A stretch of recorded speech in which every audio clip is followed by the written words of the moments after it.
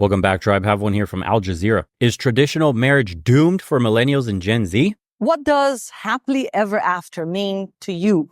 Is it saying I do or something completely different? In today's show, we look at whether millennials and Gen Zs are redefining long-term commitment and what they expect out of love. I'm Annalise Borges, and this is The Stream.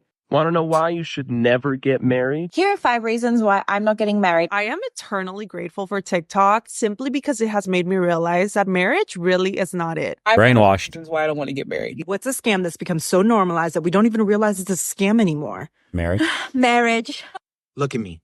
Look at me when I'm talking to you. Do not bring that European nonsense into this ethnic house. You see? Brainwashing. TikTok brain. Stamp yourself out of existence. Trust me, your bloodlines will be extinguished and people with traditional values will repopulate society. Things will be good again. Household. Do you understand me? China's birth rate is dropping. We all know it. South Korea's birth rate 0.8. It's the lowest in the world right now. The lowest. I don't even know what the Korean government is trying to do at this point anymore. You either gotta have extra money or time to have kids. Newlyweds these days have neither. Have we as humans outgrown marriage? Some of us, I don't want to name names, make pretty bad throat noises when they drink. And it makes me think that the throat is me? No. Is it me? It's not Travis. According to the Pew Research Center, 56% of millennials are not getting married. Is it fear of commitment, inflation, high divorce rates among previous generations, COVID restrictions, or all of the above that have taken a toll on young people today? In East Asia, things have gotten so bad that Japan now has a friendship marriage agency, and certain Chinese provinces are paying young people to tie the knot. How will the decline in traditional marriage rates affect society and the economy in the future? Negatively. I'm hoping our guests today can help us unpack some of that. Anna Lee is a content creator who discusses Korean lifestyle and cultural topics. She's joining us from Seoul. Aaron Mosadegh, actor and host of Love Delayed, a series exploring the romantic life of young people across Asia. He's joining us from Singapore. And Amy Chan, a relationship expert and author of The Breakup Bootcamp, The Science of Rewiring Your Heart. She's joining us from Vancouver. Thank you all so much for joining us here on The Stream. I'm very excited about this conversation. I have so many questions for you. Amy, you wrote a book about this. Why aren't young people getting married? There's many different reasons, and I'm going to start with it's really expensive today to be a human. And the reasons why people got married before, to have children, to buy a house, these reasons are just simply out of reach for a lot of young people. So they're saying, well, why bother getting married? And instead, a lot of them are cohabitating as an alternative option. And some of them actually lack the social and relational skills. So they're unable to meet people and to date. And the last reason is there's a lot less pressure now from society, from religion, from even parents. And it's now becoming normalized. So they're like, okay, there's no shame in this. I'm just going to stay single. So there's a lot to it. Anna, it's not so much that young people don't want to get married, it's more that they can't afford it. Is that your case as well? I would say in South Korea, that's mostly the case. If you ask any Korean on the street and ask them why they're not married, they just say, we simply can't afford it. Also in Korea, getting married means that you're going to have kids, because nobody in Korea has kids out of wedlock without getting married. So if you are married, everyone just assumes that you're going to have kids. So raising a kid from birth to around, university, it costs around $100,000. And the cost of a wedding in Korea is actually $35,000, which is actually more than the US or the UK. So that already costs a lot. And also it's just the housing prices in Seoul is just gone up like crazy. The average apartment price is $1 million US.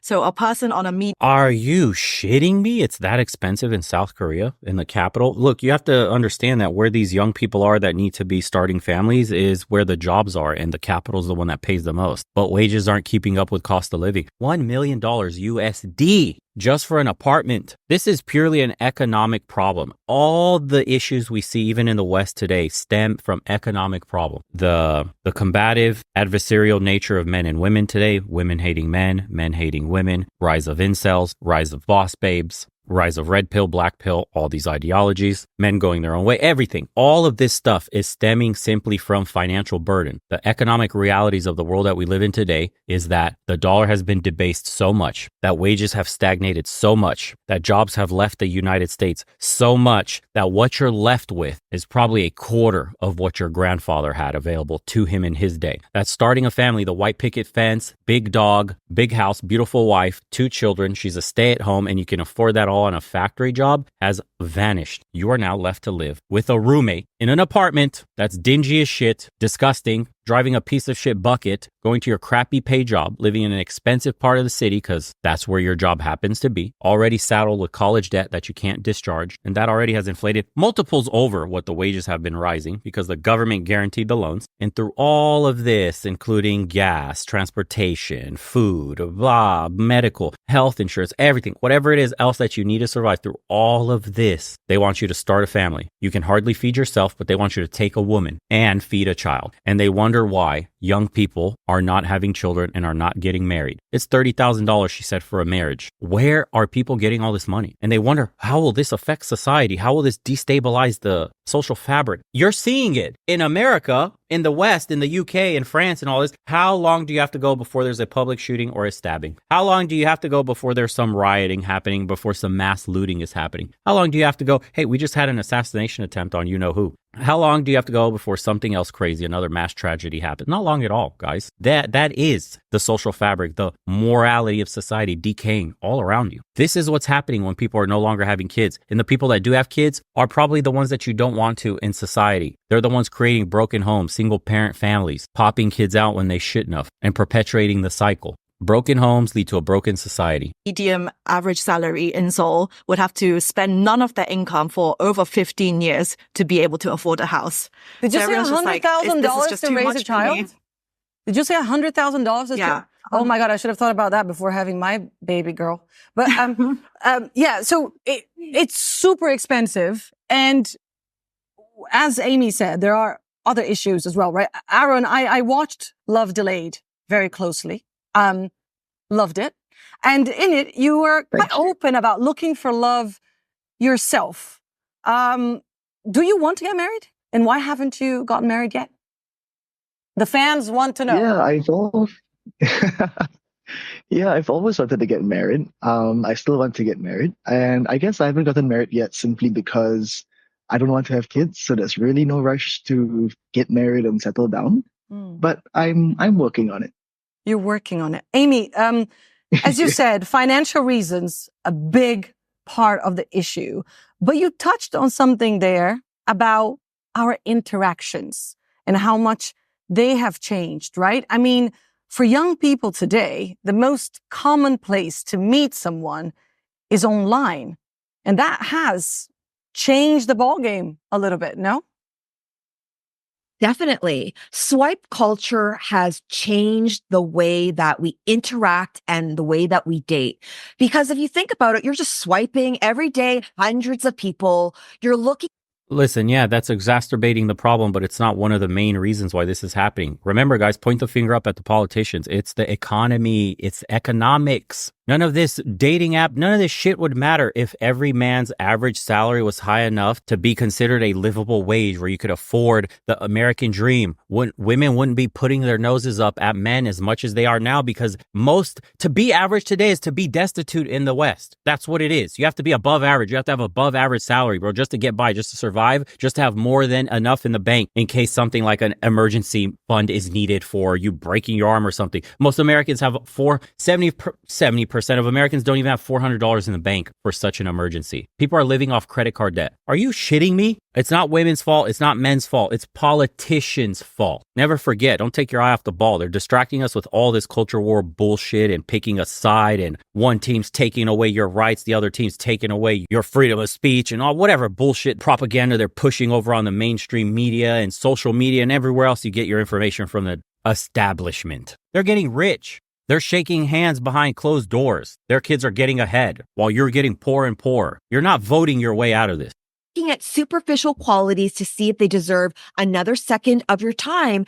And over time, doing this hours a week, a month, this does impact your psyche. And in a way, I feel like we are now objectifying people instead of humanizing them.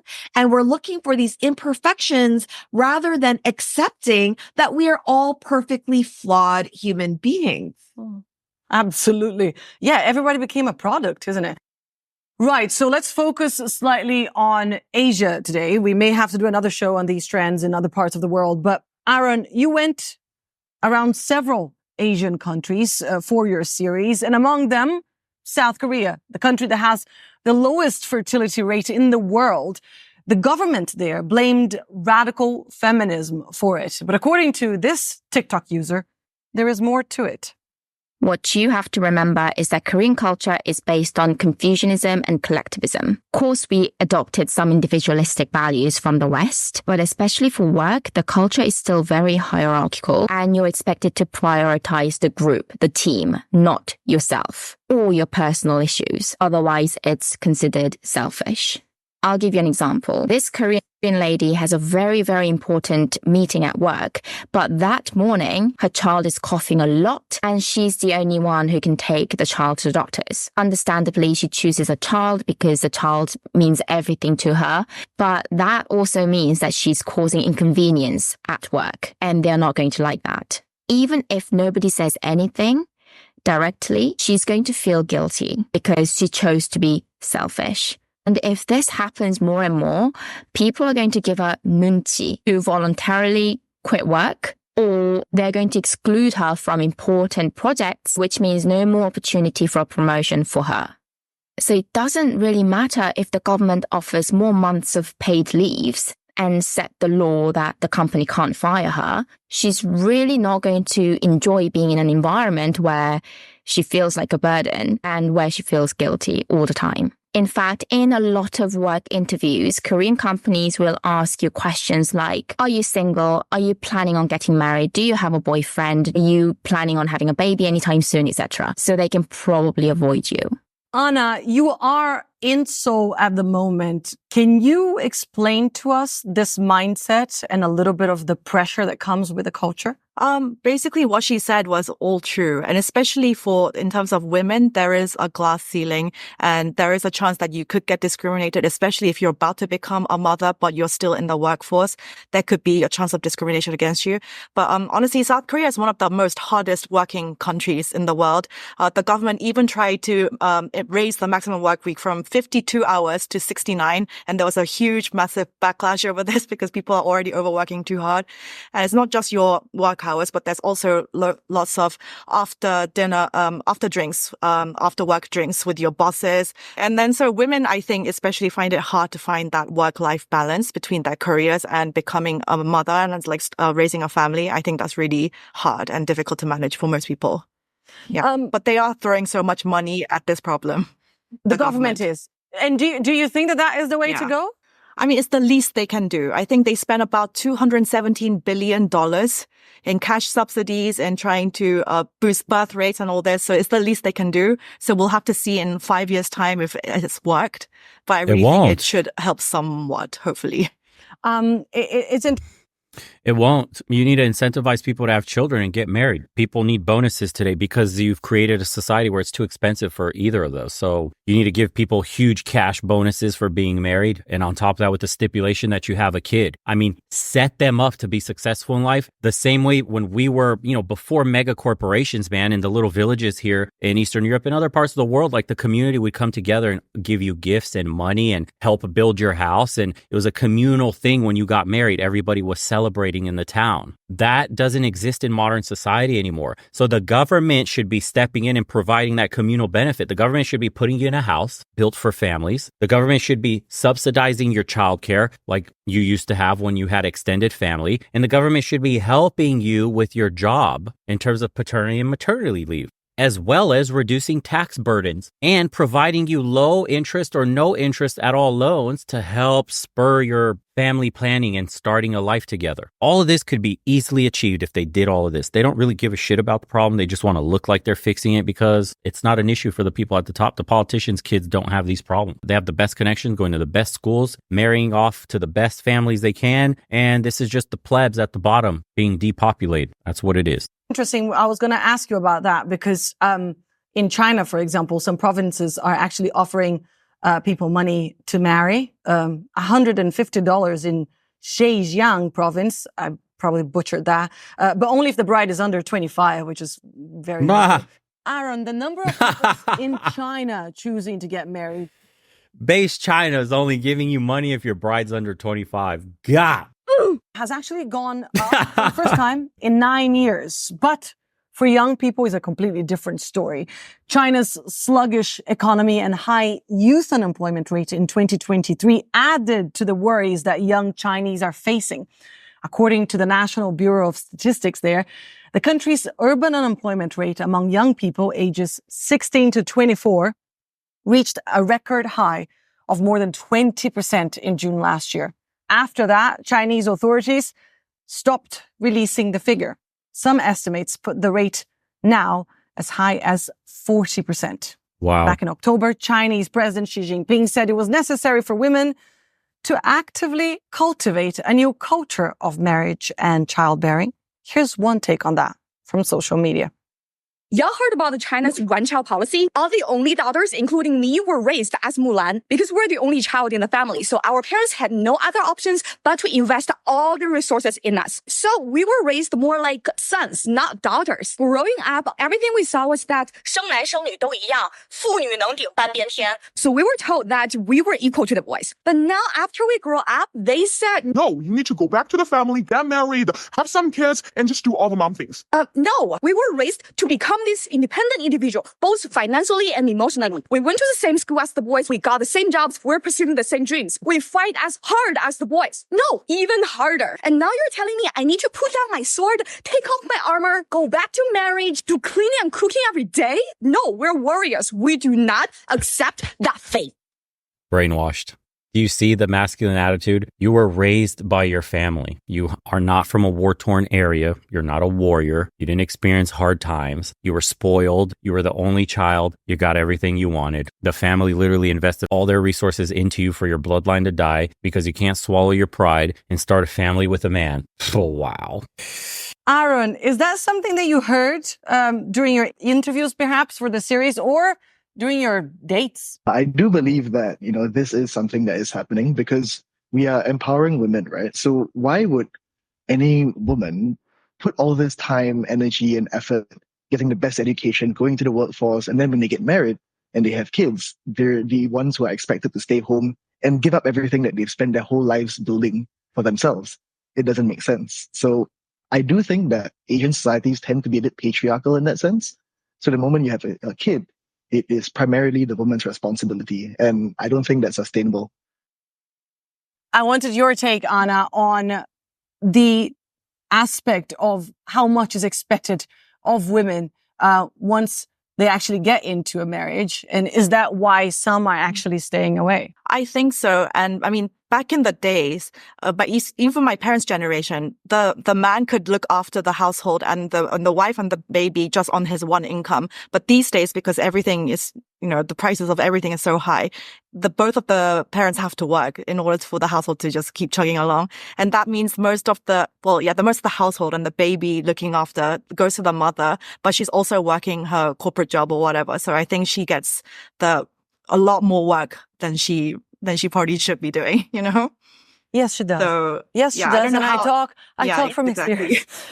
Amy, in Japan, people are opting for a different experience altogether. Take a look. Why are people in Japan marrying their friends? With more and more young Japanese teaching traditional marriage, a new trend has emerged: friendship marriage. But how does it work? These marriages center around companionship rather than romance or sex. They provide practical benefits such as tax breaks, societal acceptance, and the ability to live together or apart while pursuing romantic. Literally cucking. Voluntarily marrying a woman and losing potentially all your assets while she romantically pursues other dudes because you guys are literally coming together to do the bare minimum. Everything but having sex and children. Still signing up for marriage. What are Japanese men doing? Relationship. Couples openly discuss living arrangements, finances, and even fridge space before tying the knot. Are And no, you shitting it me? isn't about marrying a best friend. A friendship marriage is a cohabiting relationship based on shared interests and values. Essentially, it's like finding the ideal roommate with whom you might as well have kids. In fact, around 70% of friendship marriages aim to have children. Japan's first friendship marriage agency, Colorus, has arranged around 500 marriages since 2015, with about 1.24 million potential candidates. Amy, you say we should marry our best friend, but I guess that's not what you mean. Not exactly. So Japan's friendship marriage takes the extreme of finding someone that's like a roommate. What I suggest we do is instead of prioritizing romantic chemistry and lust as the very ultimate top priority in a relationship, which is what we do in the West, I suggest that we prioritize friendship, but we want to make sure we are optimizing for a best friend that we still want to kiss. So it's just a flipping of prioritizing values, compatibility, being able to spend time together, respecting each other as the first priority. And the second priority is that there still is attraction. So it's kind of a hybrid model. Very interesting. Anna, what is your opinion here? Do you think that these new unconventional types of marriage are bound to reshape the... But they're never asking what the men are looking for and why the men don't want to get married. Isn't it weird? Like, men have to get down on one knee and ask to get married. So there's the economic factor to it, but there's the quality of women also. Why don't they ask what are men looking for? And obviously when men will tell you, I don't want a boss babe. I don't want a woman that prioritizes her career. I want a woman that stays at home and wants to have children and help raise the family. Everybody's heads explode. Nobody wants to talk about the truth. Is that the type of women that we're pumping out in society today aren't the marriageable type. They're not wife material. Every time they speak about economic viability, they place the weight all on the men's shoulders. We can't afford to have families. Well, if men earned more money, we could be stay-at-homes. But we're forced to work and look after the kids and do all this extra stuff. So it's like, what's the point? Men's fault. That's the point. It's always a man's fault. I think they're a great idea personally, because I think we often expect too much from our romantic partners. They have to be our lovers, our best friends, our therapists, our confidant. You also have to have same financial goals. They have to be... They don't have to be everything. That's the women's problem. Women looking for these Casanovas that are like Prince Charmings that have to be 10 out of 10 in every aspect of life. Men ask for the bare essentials. Does she respect me? Does she treat me right? Is she nice to my friends? Does she want me to lead the relationship? Does she want to have my babies? So it's pretty simple. Whereas, with the best friend, they can just be your, you have good relationship with them, but you don't necessarily need them to be the best lover or, that kind of thing. They don't need to pick up all the responsibilities. And if you have the same similar we're in lifestyle trouble. goals, then I think why not do it for the tax breaks and whatever cash subsidies, make the most of it. I would do We're it. in trouble. You would do it? Interesting. Amy, Amy, Anna just touched on something very interesting there. We expect our partners to be everything, our friends, our gym buddies, our lovers, our therapist. I mean, are we expecting too much from people? Is that why marriage as we know it might disappear? Yeah, I feel that we are. And we're no longer in the West, we're no longer marrying for practical reasons, right? There was a major shift in 17th, 18th century, 19th century, where it really took a shift from marrying for economic, social, political reasons to really prioritizing individualism and freedom. And we want everything. And the reality is when we are in a relationship, there's two main stages. In the very beginning, there's lust chemicals. There's a lot of dopamine, but we now know through research that those chemicals start to fade between 12 months to 2 years. And then the chemicals change and you move into what's called the companionate stage of love. This this feeling of best friend. So what's happening in the West is we have these high expectations for this person to be like the fairy tales. And we know that will only last for about 2 years. So instead, we should prioritize for the companionate stage of love, which is that companion friendship type of love. Aaron, where do you see yourself in the future? I don't know, in 10 years' time. Do you see yourself married with children in suburbia, or have dreams drastically changed? In 5 years, I definitely see myself getting married. In 10 years, I'm not in a rush, but I definitely know that I want to settle down. I want to get married. Probably not suburbia, because suburbia in Singapore is really expensive. To touch on what Amy was saying previously, I actually want to ask, Amy, do you think that social media is is one of the root causes of this idealism that people have when it comes to modern day dating and relationships? Because I don't think it's a Western thing. I think any country that's modernized enough to have social media, everyone has these unrealistic expectations and you don't know how to navigate it. In the 90s, it was movies, but now the lines are blurred so much that, people really, really, really think that, oh, there's this couple and I deserve that, I want that. And it's so hard to find because I personally don't think it exists. I love that Aaron is now conducting the show. Go ahead, Amy. Yes. It's such a great point you just made. And I totally agree. When we are on Instagram, we are sharing the best photos of our vacation, that kiss on the street. Everything is edited and filtered because we have a personal brand that we want people to see. We're not sharing. Get off the damn internet. Stop caring what people think about you. Nobody's opinion online matters in your personal life. End of story. If you take serious what people are doing online or what people are commenting under your pictures or what they're DMing you on your social media profiles, go touch grass. These people don't pay your bills. They don't matter in your personal relationships. Their opinions mean absolutely jack shit. There's a cool quote from Game of Thrones that lions don't concern themselves with the opinions of sheep. Most people are bots today, superficial, lonely, with very little experience in life, the exact people you would never take advice from. I just had this conversation with my girl earlier today. I don't take advice from people that want what I have. I only take advice from people who have what I want, and live life under that lens. Look up to the people that have more than you and have gotten up to a status in society that you want, and ignore those below you because they have nothing to offer you. Misery loves company. A lot of people are living frustrating, lonely, mediocre lives, and they want nothing more than to do the crabs in a bucket thing and drag you down with them. People hate to see you happy. People hate to see you doing well. People literally will hate on anything today because that's the only thing that'll make them feel better about themselves. Dating is suffering from this exact thing right now. When the single people go on social media and they see happy couples, or they see, for example, a woman getting out of a nice car, she nabbed herself a rich man, or she's living the lifestyle, or got flowers as a gift, anything.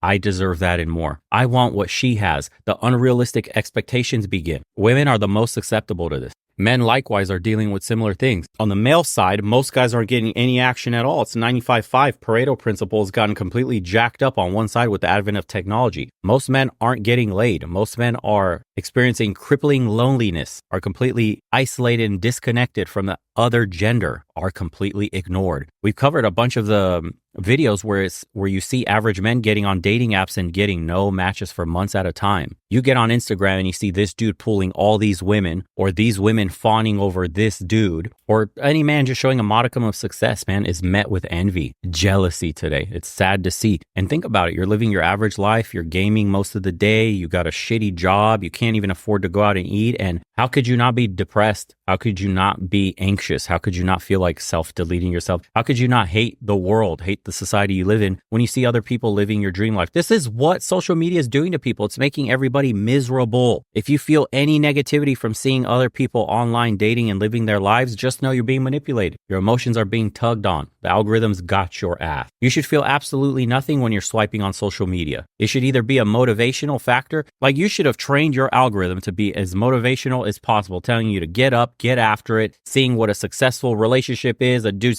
successfully dating, successfully starting businesses. You should be, like I said, looking up to other people who you would like to emulate. Don't go down in the dumpsters with all the pigs in the mud and looking at the most degenerate society with like degenerate music videos, like ass shaking, all this hedonism and drug use and like crazy fights on the street and all the crazy shit that's going on in society in general. Bro, it's rotting your brain. It's hijacking your emotions. It's making you miserable. That misery, that negative stream of consciousness then seeps into your reality. People can smell it on you. You further isolate yourself. You don't want to go out and make friends. You don't want to go join local groups. You don't try to date anymore. You get lost in the sauce and now you're completely isolated. You wake up 40-something years old, got nothing to show for it but hate online, furiously jacking it under women's profiles that you hate and talk shit under their comment section, calling them street queens and 304s and all that shit's funny as hell to see. Likewise, it's those nasty old women that have gotten pumped and dumped when they leave their husbands thinking the grass is greener on the other side, and they're on men's comment sections that are showing themselves happy overseas with the passport bro or expat lifestyle. They got a young, pretty, beautiful woman on their side, and there's just nothing but hags, dude, in the comment section just hating, calling the dude a loser, calling him a predator, calling him all the shit that we laugh at. Bro, it's just two sides of the same coin. Don't partake in any of that shit. Elevate yourself above it. There are plenty of genuine people in the world. Unfortunately, if you live in the West, you got to go overseas into more conservative cultures to find them.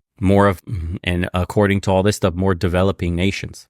The fight that we just had, or the fact that we haven't kissed for over a month, right? And so when other people are seeing that, they're like, oh, well, this is how it's supposed to look like, and I don't have it. And then that can cause you to look at your own relationship and be like, oh, these are all the things that are wrong because it's not like that. But what we're not thinking about is that these are just advertisements. Humans have turned into personal ads, and we are unable to differentiate that, oh, this is an ad because it's not a movie or on a television screen, but it really is, and it's impacting our psyche.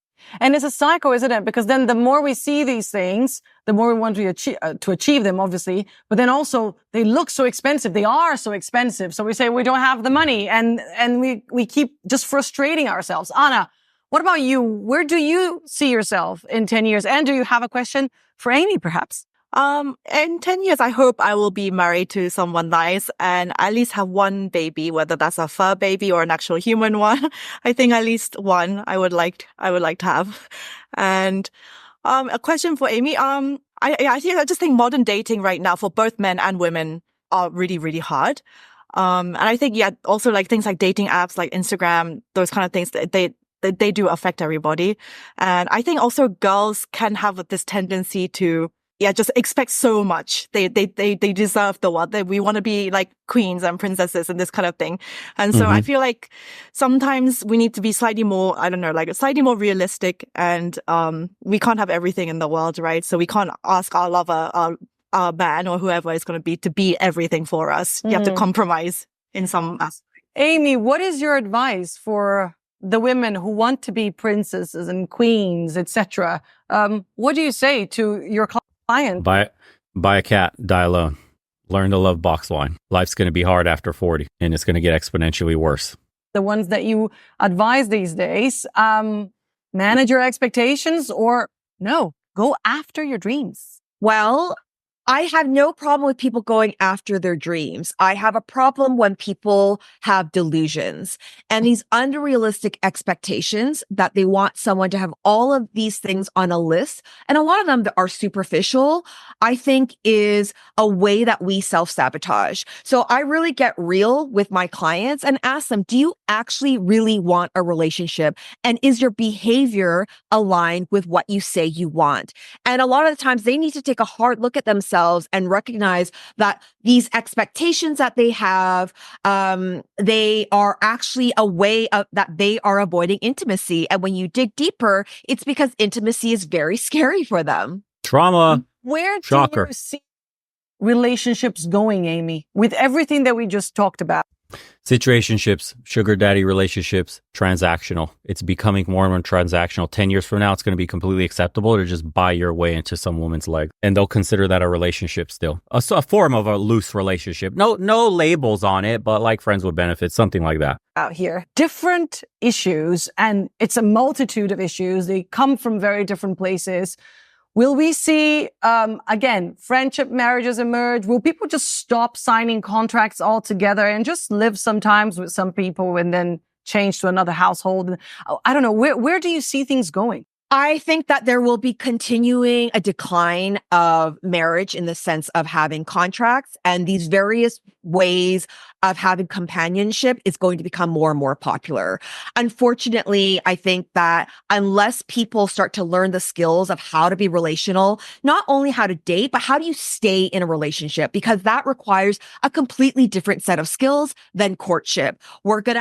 We haven't hit a low point yet, guys. It's only going to keep getting worse. The delusion, the hedonism, the degeneracy, the materialism, all that needs to bottom out. We haven't hit rock bottom. Marriage will be back in vogue one day, but it's not until it's damn near destroyed completely and society around you looks so terrible compared to the generations prior. Well, people will wake up and realize, like, you know what? We need to do this pairing for life thing. We need to take vows seriously. We need a new take. It might not be called marriage. Maybe it's called civil union. Whatever it looks like, we'll be long dead before we see this situation arise. But you'll see society overall will start to turn around when people start to take marriage or civil unions, lifelong partnerships, whatever they'll be called in the future, seriously. When having children will be seen as something cool. Because right now we're headed in a direction where not having kids is cool. Boss independent babe is the flavor of the month. Shunning kids, families, and traditional responsibilities all being pushed today. But eventually people are going to get so tired, so disillusioned with that being the mainstream that you're going to have a counterculture grow from that, which is live the traditional lifestyle, find your soulmate, find your lifelong partner,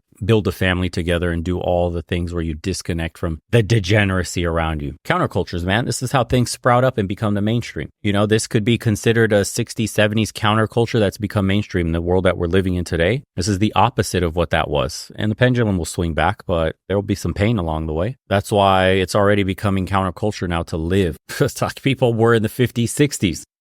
Continuously have people who stay single, but there is a loneliness epidemic, and this is a health problem. So maybe instead of having a romantic partner, I've heard the story about these friends that bought a house and that they just share a house together, and that's how they get community. But I feel like people are going to start to have to find creative solutions to create community, even if that's not a romantic partner.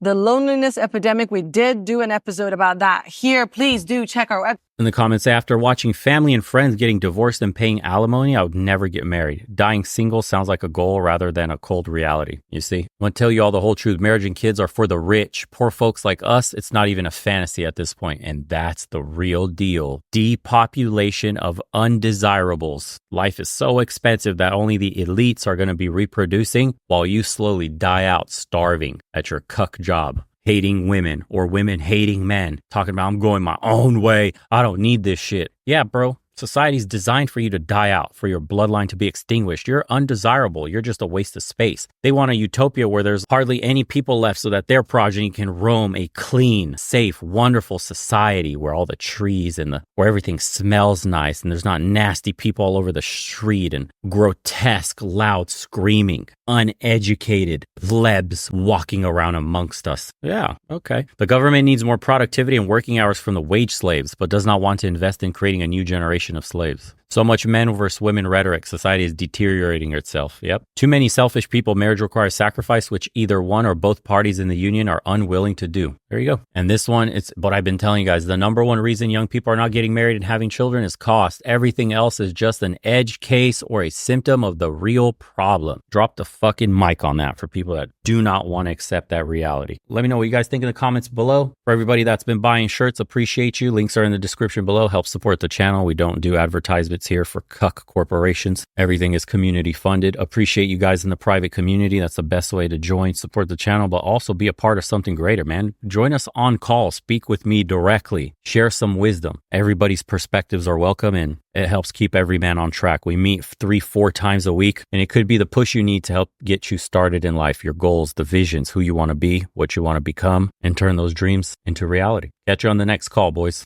Take care.